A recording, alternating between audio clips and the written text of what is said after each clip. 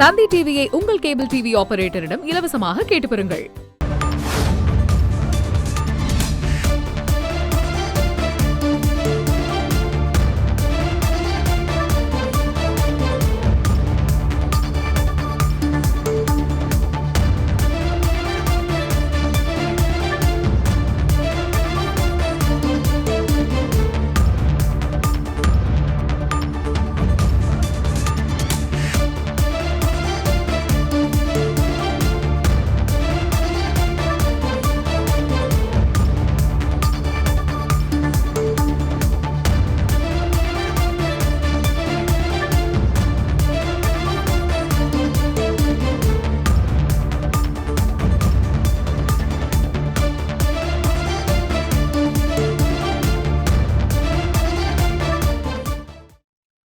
இடைத்தேர்தல் காரணமாக ஈரோடு கிழக்கு தொகுதியில் பொங்கல் பரிசு தொகுப்பு வழங்கப்படுவதில் சிக்கல் ஏற்பட்டிருப்பதாக முக்கிய செய்தி ஒன்று வெளியாகியிருக்கிறது.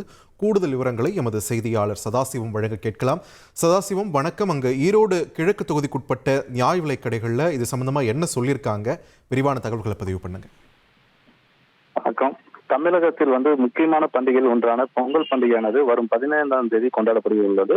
இதற்காக தமிழக அரசின் சார்பில் பொங்கல் தொகுப்பானது அறிவிக்கப்பட்டது. இதனைத் தொடர்ந்து பொங்கல் தொகுப்பில் இன்று தமிழகம் முழுவதும் தொடங்கி வைக்கும் நிலையில் முதல்வர் சென்னையில் இதனை தொடங்கி வைத்தார். இதனைத் தொடர்ந்து ஈரோடு மாவட்டத்தில் பொங்கல் தொகுப்பானது குடும்ப அட்டைதாரர்களுக்கு 7,52,000 வரை குடும்ப அட்டைதாரர்களுக்கு வழங்கப்பட உள்ளது.